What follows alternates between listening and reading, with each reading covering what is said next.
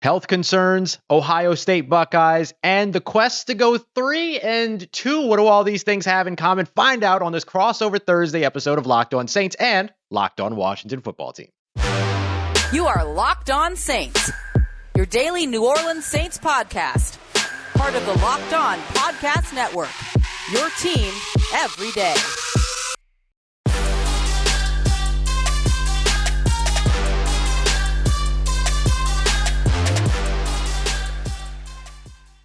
What's going on, everybody? It is Thursday, and that means it is time for another crossover Thursday edition. This week, we've got David Harrison at dharrison82, one of the co-hosts over at Locked On Washington Football Team, along with the fantastic Chris Russell, myself, Ross Jackson, at Ross Jackson Nola, host of Locked On Saints, here to preview everything that you Hoodats and Washington Football Team fans, I guess, need to know before this matchup on Sunday. Thanks, as always, for making us your first listen here on the Locked On Podcast Network. Going into Week 5, we've got the Saints traveling to Landover, Maryland to take on the Washington Football Team. We always start with biggest stories for the teams going into this matchup. Then we'll get the keys to victory, as well as our key matchups to watch, predictions, all of that. But let's go ahead and jump into biggest stories for each of these teams going into the matchup. What's the biggest story going on right now for Washington Football Team ahead of this one? I mean, there is like a three-way tie, and it's defensive struggles, sure, Taylor Heinicke, and injuries. And I mean, I think when it comes to this game, the biggest impact on there is going to be the injuries. I mean, you have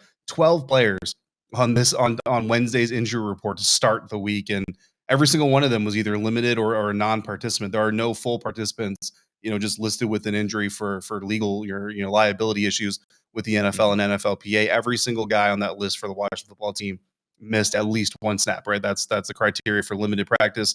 And I mean, you're talking serious names out there. I mean, Antonio Gibson is on that list. John Bostic is out for the season, so he's not on the list, but he's already gone. Curtis Samuel, who's just starting to get back, is still on there. I mean, there's just a litany of players on this list, and it's really hard for a coaching staff who is still dealing with players who are kind of getting used to their roles, how they fit the scheme, what their responsibilities and assignments are. And then, oh, by the way, 12 of them are missing in practice. So good luck with that. So it's, at the end of the day, nobody feels bad for you. Like Sean Payton's not going to go out and say, oh God, we'll only use 20% of our playbook because you're so beat up. Like he's going to go out there right. And throw everything at him that he can. But just a little bit more added to the uphill climb for the Washington Football Team this weekend. Yeah, but I mean, I got to tell you, you have about as many folks on the Washington Football Team injury report as the Giants had last week on theirs, including number 2 and number 3 wide receivers out. And it worked out for New York. So hopefully we don't see a repeat of that for my sake when it comes to this matchup. I think for the New Orleans Saints, health is very much a big question mark for them as well. Teron Armstead as well as Eric McCoy, they're going to be out moving forward here for at least a little while. The original sort of expectation for Eric McCoy is that he would be out for 5 to 6 weeks, but the Saints didn't move him to injured reserve after the first week of the season. So there was maybe a glimmer of hope for them leaving the door open for him to maybe return sooner, but so far that has not been the case. Teron Armstead was injured last week. The expectation for him is to miss 3 to 6 weeks, so he hasn't been moved to injured reserve either. So with that being the case, both of them listed out on the Wednesday injury report. So, even though they haven't been moved to injured reserve, still not great news there at the moment. But Marshon Lattimore still showing up on the injury report. He will until the cast is off of his hand, basically, but he was a full participant. So nothing of concern there. The Saints have several players that could return from injured reserve, or at least are eligible to return from injured reserve, including kicker Will Lutz, wide receiver Traquan Smith, defensive end Marcus Davenport, linebacker Quan Alexander, but doesn't seem that their actual recovery time matches up with the 3-week window minimum of injured reserve logistics side of it all. So I don't think any of those players will be coming back for this week, but we'll see. We'll see as things roll along. But the injury report was nice and short for the New Orleans Saints, but that does not reflect the amount of talent that's not going to be on the field for them. So health absolutely continues to be a big-time storyline for, I guess, the Washington Football Team as well as the New Orleans Saints. Talking about the quarterbacks, I mean, Jameis Winston, we were talking about him, and again, a guy that I'm very familiar with. And you asked me, I mean, the quarterback, the touchdown interception ratio that he's at right now, 10-2, is that what I would have expected? And even though I did believe that moving to New Orleans was going to be an improvement for Jameis, there's no way I would have predicted that type of an improvement from him. But then on the other side of the ball, Washington Football Team, you got Taylor Heinicke, who comes in for Ryan Fitzpatrick when he gets injured. And, a lot of hype around him, a lot of support from the team and from the fan base after his wild card performance against the Buccaneers in the playoffs this last season. which is great. But then Washington goes out, they try to trade for Matt Stafford, and then they sign Ryan Fitzpatrick. So it just kind of shows you from an organizational standpoint, at least at the coaching staff level, nobody really felt like he was ready to take the reins as the starter. But there he is, 2 drives into the season, and poof, you're the starter, and that is what it is. And he's, it's been up and down like you would pretty much expect. Some of Washington's fans have been very intelligent and smart in pointing out he's basically a rookie as far as playing time is concerned. He's getting his 3rd regular season start of the year just last weekend. So I mean, given all that context, and then the fact that Curtis Samuel, his number 2 receiving weapon out there, was missing for most of that time, I mean, he's done a fairly good job. So really just an entire base of both these teams has been rocked from 2 teams that were playoff teams last year. And now it's almost like they're on loose gravel and trying to see if either one of them are going to get stable in time to make a playoff push for the end of the season. Yeah, and the loose gravel is that sometimes in many cases the most important position on the field, right? I mean, the change from Ryan Fitzpatrick to Taylor Heinicke, as you described, the quarterback competition for the New Orleans Saints, but it's still a story to watch because you don't ever really know when you have a first-year quarterback in a system, regardless of how many years experience they had beforehand. First year in a system, much like the situation that Taylor Heinicke is in, there are going to be question marks, there are going to be curiosities, and there's going to be trust that needs to be built between organization and player to player as well, which I assume Taylor Heinicke is also trying to figure out exactly who are the weapons to trust in what situations. Yeah, absolutely. And then rounding it all right back to the original topic here, the injuries. I mean, he was leaning pretty heavily there on Logan Thomas before Curtis Samuel got back, and then Curtis Samuel comes back, and in the exact same game, Curtis gets back on the field. Logan Thomas is lost in the first quarter, and he's going to be out for a little while. So now they've got to turn and look to other options. They brought in Jay Stoneberger, former Green Bay Packers tight end. Who knows how fast he's going to get spun up or what role they really want him in, because the guy that they drafted this year to really add tight end depth, John Bates out of Boise State, is more of a blocker than he is a receiver. And don't get me wrong, he's good at what he does. And then you have Samus Reyes, who is the more athletic, probably offensive type of production type of tight end, but it's his first full year playing football. I mean, he's I don't think he's ready to go out there and handle a real workload. So then you got Ricky Seals-Jones, that they're also going to lean on the veteran and try to see. But I mean, none of those guys are Logan Thomas, and that's okay to a certain extent. But when you expand that by experienced quarterback, the new scheme, like you said, and then again this litany of injuries that you have here sitting in front of me. I mean, it's crazy. And I mean, this is why coaches get paid the big bucks. This is why they have pull-out sofas sometimes in their offices or cots so they can spend the night there. And this is why Ron Rivera is one of the best in the business, and so is Sean Payton. So, I mean, it should be a very well coached and planned out competition. It's just going to be a matter of the players who are healthy enough to go out there on the field executing and trying to get a win for one of these teams in their quest for 3-2.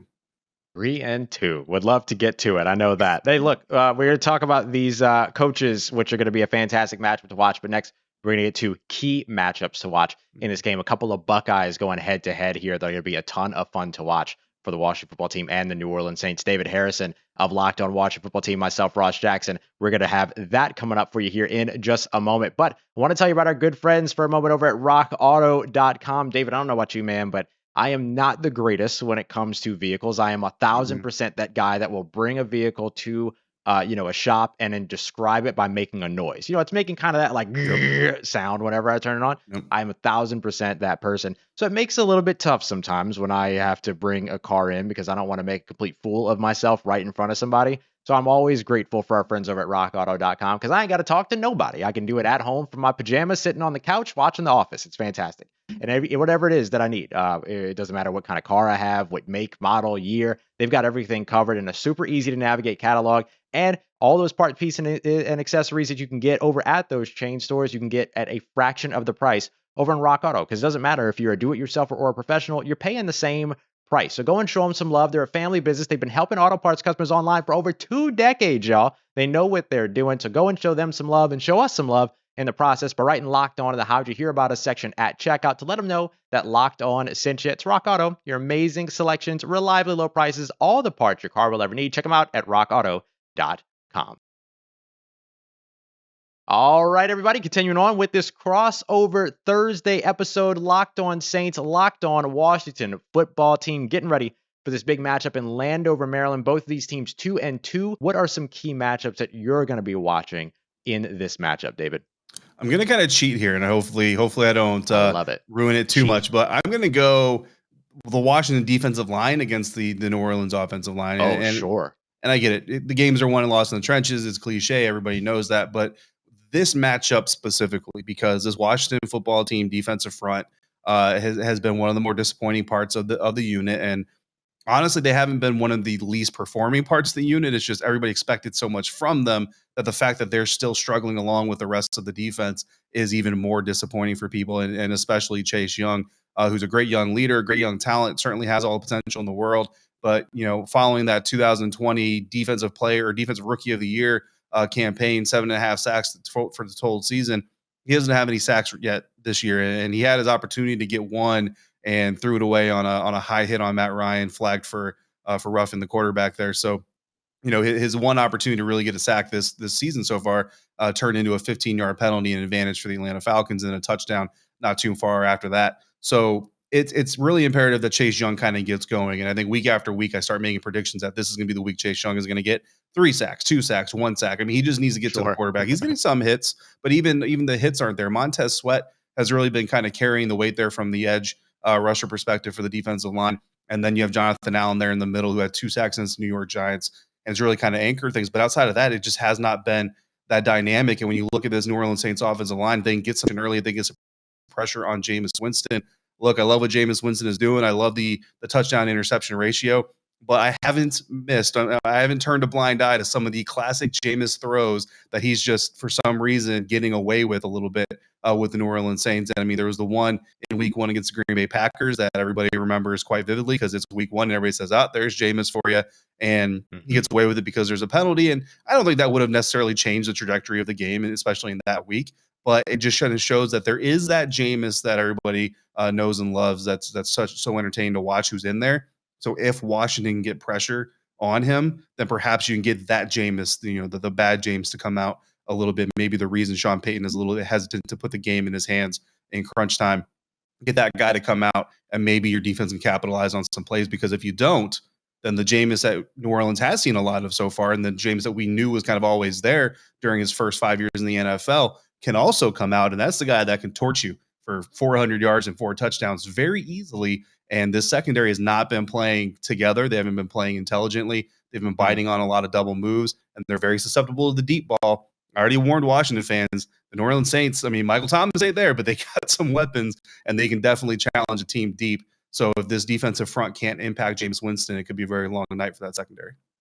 Yeah, that's that. Look, I think anytime you talk about the trenches, you might feel like it's obvious or cliche or whatever, but I mean it's real, right? Like that's where these games are won and lost, and you want to see the New Orleans Saints on the opposite side be able to do that too. I mean, they need to be able to get pressure on Taylor Heinicke. They had no sacks last week against Daniel Jones, and Daniel Jones went off for 402 passing yards in that game, 487 total yards for that Giants offense. So I think you just flip it right around, and it's a key matchup for the New Orleans Saints as well. But one that I'm really going to be watching, a little bit more individual, Terry McLaurin, the incredibly talented wide receiver over with the Washington football team, up against Marshon Lattimore. Now, Marshon Lattimore doesn't always travel with the number 1 receiver. We saw that last week. There were some snaps where Kenny Golladay was matched up with Paulson Adebo. So there's just as much to watch when Terry McLaurin gets matched up with Paulson Adebo if those snaps become available and that matchup is there. But the matchup between Marshon Lattimore, who up until this past week was PFF's highest graded cornerback with an 88.2 grade, he ended up allowing over 110 yards in this game against the up against the New York Giants, but still isn't allowing a passer rating above 100 at this point. So he has still been a very reliable player and set himself up with some fantastic performances to open up the season. Now he's going to be going up against Terry McLaurin, who had 2 touchdowns last week up against the Atlanta Falcons. Thanks for knocking them off, by the way. That was fantastic.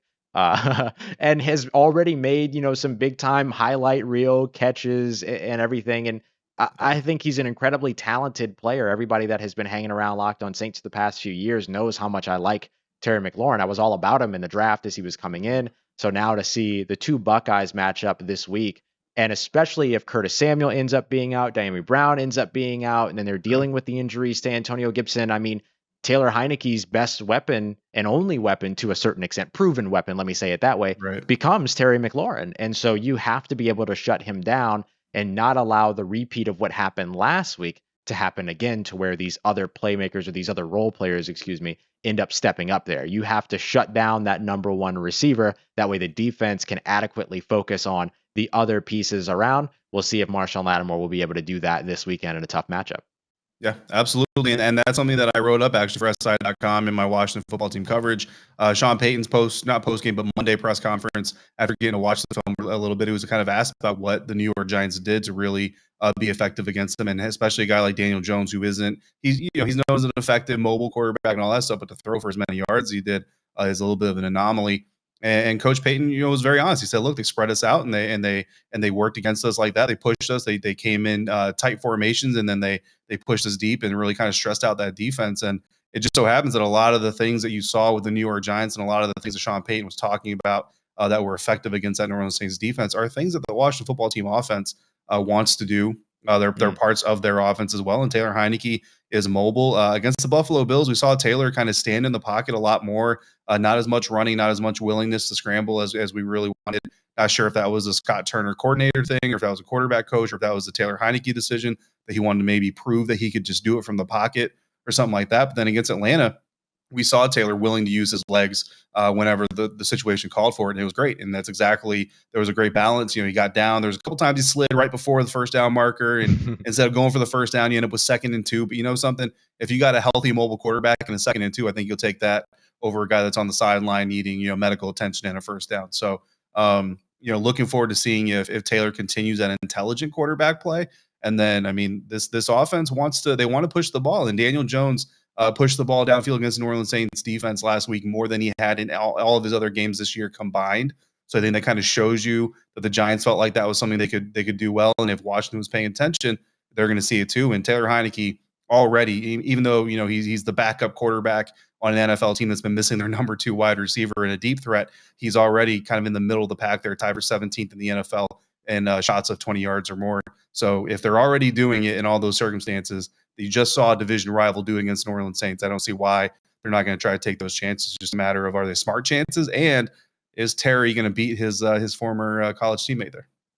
Right, absolutely. Yeah, the Saints went from allowing only 6 20-plus yard plays over the first 3 games to allowing 7 or 8 up against the New York Giants. Yeah. No 40-plus yard plays allowed in those 3 games, 2 alone against the Giants. So something to keep an eye out on as they go up against those division rivals over there in the NFC East with the Washington football team. We're going to talk a little bit more about keys to victory, but we're also going to get into the betting lines here in just a moment as we continue on with this crossover episode, Locked on Washington football team, Locked on Saints. How are we looking? Where am I going to find that line over there, David? I know I got to be able to find it somewhere. Yeah, those betting lines are going to be provided by BetOnline.ag, and it's a fun place to go. They've got a whole new site, updated site interface, more odds, props, and contests. I participate in them, Ross, every week.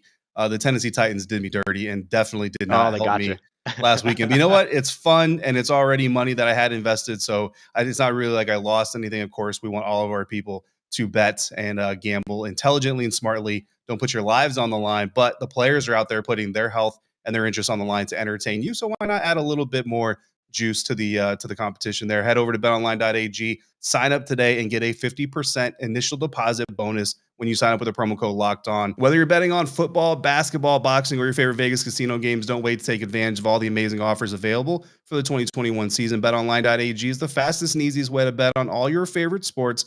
BetOnline, your online sportsbook experts.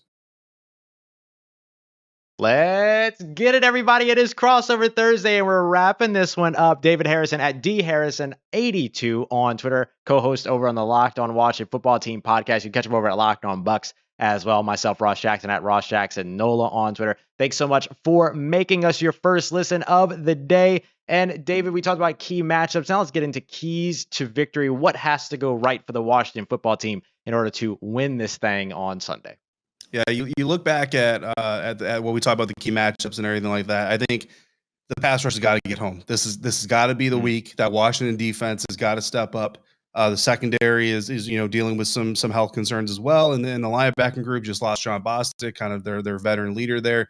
Jamin Davis probably going to get some more snaps. Maybe Jalen Smith, I don't know, former Dallas Cowboy, maybe he comes in and joins the crew as well. But whatever it is, that defense has got to step up, and I think it starts up front. So as far as not necessarily a prediction, but I think that if the Washington football team defense really wants to keep the Saints from being able to put enough points on the board to allow Taylor Heinicke in that offense enough opportunities to work with their new weapons, get used to the kind of adjustments they have to make with the injured players, and also keep Antonio Gibson's workload a little bit light as he continues to deal with that lower leg injury. I think they need to have at least 3 or 4 sacks against quarterback like Jameis Winston. If you do that, that pressure accumulates, it builds over the course of the game, and it causes him to be a little bit inaccurate, a little bit rushed on some of those late game critical throws. And I think that helps you kind of seal that game away.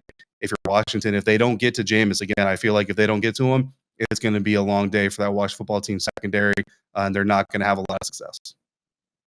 Yeah, I think I look over for the New Orleans Saints, and maybe I'm being a little bit nitpicky here, but I think it's about winning on the offensive side, winning in early downs, first and second downs. You described to me the idea of Taylor Heinicke scrambling on a first down and sliding too early, but it's still being a 2nd and 2. I'll take a 2nd and 2 any and all days. New Orleans Saints right now up near the top of the league in 1st and 10 rushes with 57. They're 6th in the NFL there.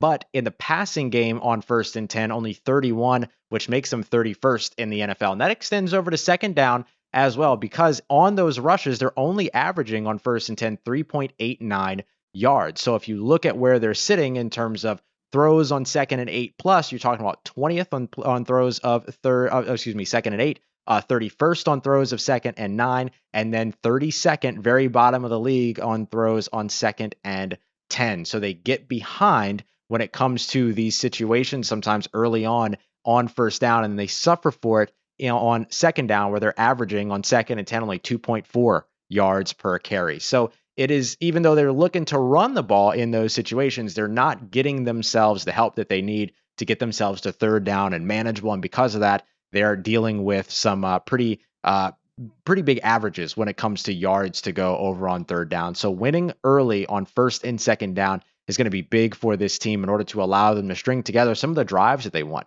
You look back at the Green Bay Packers game, they had 2 drives of 15 plays, another drive of about 10 plays, several double-digit drives there. You saw the big drive up against the New England Patriots that ended up sealing that game. That was a 13-play, 75-yard drive. The Saints want those long, extended drives. They want to be able to do that in the run game in particular, but sometimes you're going to have to pass on those early downs to set yourself up for success when you need to get another first to extend those drives. So that's going to be a big key for me that I'm going to be watching. And it's going to come down to having some balance over on the offensive side as well, the run game and the passing game. The Saints found some really, really nice things against the New York Giants that I think will make them a little bit more comfortable in the passing game. However, they're going to be outdoors on the road, which tends to mean a defensive and run-focused game for the Saints. We'll see if that is the route that they go or if they try to balance things out when it comes to the passing game. Yeah, and I mean, Jameis Winston is mobile too. I mean, he's no Patrick Mahomes, and maybe he's not even a Taysom Hill necessarily, but he's got some underrated athleticism and speed himself. And when he decides to get north and south, he can get north and south in a hurry. And if this Washington football team defense, again, if the Saints offense is spreading them out and they're not getting early pressure on him and they're stretching the defense out, I mean, they could find themselves in a world of hurt with Jameis Winston using his legs a little bit. So I'm really looking forward to Washington fans are going to hate to hear me say this. I'm really looking forward to watching James play. Again, it's been a while, and he was always an entertaining guy to watch play. So I'm looking forward to it, but I'm hoping, right, for the sake of my job, that they do a good job and I can talk about good football and winning Washington football team football. Yeah, well, I mean, look for New Orleans Saints' sake. I hope you're absolutely right that we get the good, we get all of that sort of. I don't want to say that you get the good Jameis, because to me you've gotten the good Jameis. Yeah. But I'm waiting for the Saints to open things up for the good Jameis to be able to be the great Jameis. So we'll see if they get to this place sooner rather than later, or if it takes until they get their full identity back with the players that are currently injured. All right, you mentioned BetOnline.ag earlier on today. The New Orleans Saints right now favored in this matchup on the road. I hate it when it comes to road favorites. It's my least favorite thing, David. But the Saints are favored -1 in this one. Expected to be a relatively low-scoring game. What are you thinking for this matchup? I think I'm going to go 24-23, and that's kind of the margin that I'm going to keep it at. I'm going to lean Washington. It's a home game for one, and as I'm concerned about that defensive front, I'm more encouraged by what Taylor Heinicke showed against the Atlanta Falcons. And again, that was a game that kind of went back and forth, and there were a lot of pressure-packed moments on the road for him. I think that was a really big growing moment for him. So, for Saints fans that maybe didn't watch the broadcast or know the story, Heinicke is from Georgia, went to high school like an hour away from where the Atlanta Falcons play currently. And just a story, of the XFL backup NFL quarterback, out of football last year, was taking math classes. That's, everybody loves to point that out. Mm-hmm. When the Washington football team just kind of called him, he actually hit up Scott Turner, Washington's offensive coordinator, for a coaching opportunity. Said, "Hey, coach, can you bring me onto your staff, mentor me, and develop me into a coach?" And he said, "You know what? Don't hang up your pads just yet. We might have an opportunity for you." And now here he is, leading an NFL team. And you may not be a Washington fan, you may not even be a Taylor Heinicke fan. Yeah, it's a little bit cheesy, but I mean, we're all human beings in this world, and you only know for sure you get one chance at it. Maybe you get two, that'd be awesome. But if you only get one, you want to make the best of it. And Taylor's the kind of guy he's just a good dude, going out there, going from sleeping on his sister and brother-in-law's couch, walking the dog with a 60-pound weight vest on to stay in shape, to leading an NFL franchise. I mean, one of 32 guys in the world that can say he's leading an NFL franchise on the field this weekend. So I think the story is just amazing. And then, on top of that, the play and especially the intelligent decision making he displayed in Atlanta compared to Buffalo showed a lot of growth. And if he can build on that, I think that the Washington football team can take advantage of some of the things that the Giants showed.